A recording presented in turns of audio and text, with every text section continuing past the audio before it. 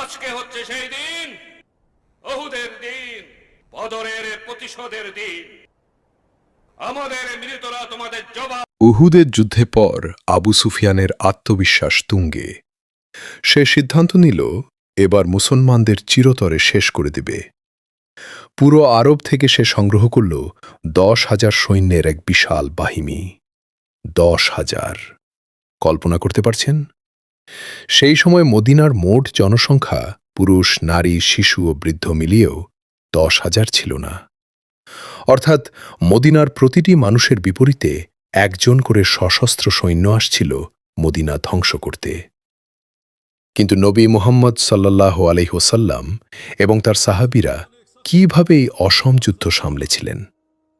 আজ আমরা জানব ইসলামের ইতিহাসের সেই অবিশ্বাস্য খন্দকের যুদ্ধ বা ব্যাটল অব দ্য ট্রেঞ্চ সম্পর্কে।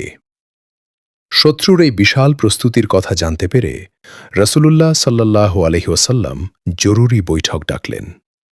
সবাই জানতেন সরাসরি যুদ্ধ করা প্রায় অসম্ভব। ঠিক সেই সময় সালমান ফার্সি রাদিয়াল্লাহু আনহু এক অদ্ভুত কিন্তু কার্যকর পরামর্শ দিলেন। তিনি বললেন, মদিনার 3 দিক পাহাড় দিয়ে ঘেরা, যা প্রাকৃতিকভাবে সুরক্ষিত। শুধু উত্তরের দিকটি উন্মুক্ত। আমরা যদি সেই দিকে একটি গভীর পরিখা বা খাল, ট্রেঞ্চ খনন করি, তবে শত্রুরা মদিনায় ঢুকতে পারবে না। আরবে খন্দক বা পরিখা খননের এই কৌশল আগে কেউ দেখেনি। এই ঐতিহাসিক সিদ্ধান্তই যুদ্ধের মোড় ঘুরিয়ে দিয়েছিল। শুরু হল পরিখা খননের কাজ। 10 জন সাহাবীর একটি দলকে 120 ফুট জায়গা খনন করার দায়িত্ব দেওয়া হল। 120 ফুট? আর পুরো পরিখাটি ছিল 6 কিলোমিটার দীর্ঘ, অর্থাৎ প্রায় 36টি বড় ক্রিকেট স্টেডিয়ামের সমান। সাহাবীদের অবস্থা ছিল অবর্ণনীয়। পেটে ক্ষুধা, তীব্র শীত, তবুও তারা কাজ থামাননি। অনেকে ক্ষুধার জ্বালায় পেটে পাথর পর্যন্ত বেঁধেছিলেন। স্বয়ং রাসূলুল্লাহ সাল্লাল্লাহু আলাইহি ওয়াসাল্লাম তাদের সাথে মাটি কেটেছেন। খনন কাজের সময় একটি বিশাল পাথর সাহাবীরা কোনোভাবেই ভাঙতে পারছিলেন না। রাসূলুল্লাহ সাল্লাল্লাহু আলাইহি ওয়াসাল্লাম কুড়াল হাতে নিলেন। প্রথম আঘাতেই তিনি বললেন, আমি সিরিয়ার রাজপ্রাসাদ দেখতে পাচ্ছি। দ্বিতীয় আঘাতে বললেন, আমি পারস্য বা ইরানের প্রাসাদগুলো দেখতে পাচ্ছি। এবং তৃতীয় আঘাতেই পাথরটি চূর্ণ হয়ে গেল এবং তিনি ইয়েমেন বিজয়ের ঘোষণা দিলেন। সেই সময় মুনাফিকরা হাসাহাসি করছিল, নিজেদের খাওয়ার ঠিক নেই, আর তারা রোম, পারস্য জয়ের স্বপ্ন দেখছে।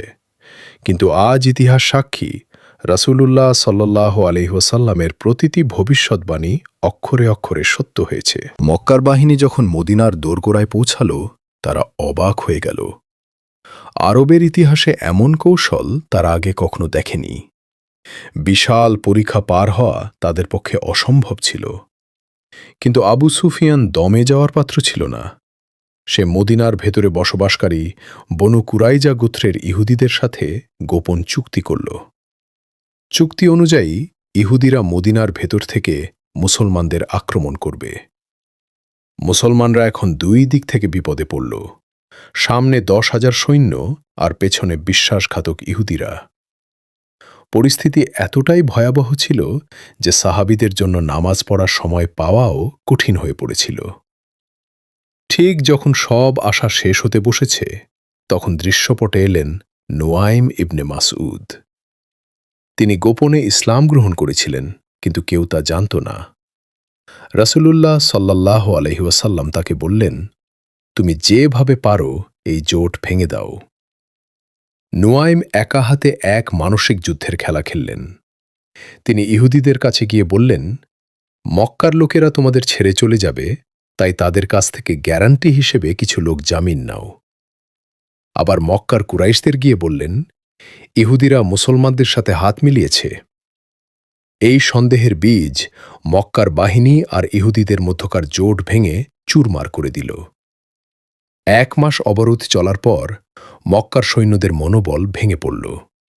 ঠিক তখন আল্লাহর পক্ষ থেকে এলো এক বিশাল মরুঝড়। সেই ঝড়ে কাফেরদের তাঁবু, রান্নার হাঁড়ি, বিছানা সবকিছু ধুলোয় মিশে গেল। প্রচণ্ড ঠান্ডায় আর ধুলোয় টিকতে না পেরে আবু সুফিয়ান পিছু হটতে বাধ্য হল। মুসলমানরা কোনো বড় রক্তপাত ছাড়াই এক অজয় বিজয় লাভ করল। যুদ্ধের পর বিশ্বাসঘাতক ইহুদিদের তাদের নিজস্ব ধর্মীয় আইন অনুযায়ী বিচার করা হল। খন্দকের এই যুদ্ধ প্রমাণ করে দেয় যে সংখ্যাবল নয়, বরং বুদ্ধি, ঈমান এবং সঠিক পরিকল্পনা থাকলে যে কোনো বিপদ কাটানো সম্ভব। এই যুদ্ধের পর মদিনা একটি শক্তিশালী রাষ্ট্রে পরিণত হয় এবং সারা আরব বুঝে যায় ইসলামকে মিটিয়ে দেওয়া আর সম্ভব নয়। আপনার কাছে এই যুদ্ধের কোন অংশটি সব জানান, আর এই ধরনের আরও ঐতিহাসিক ভিডিও পেতে চ্যানেলটি সাবস্ক্রাইব করুন।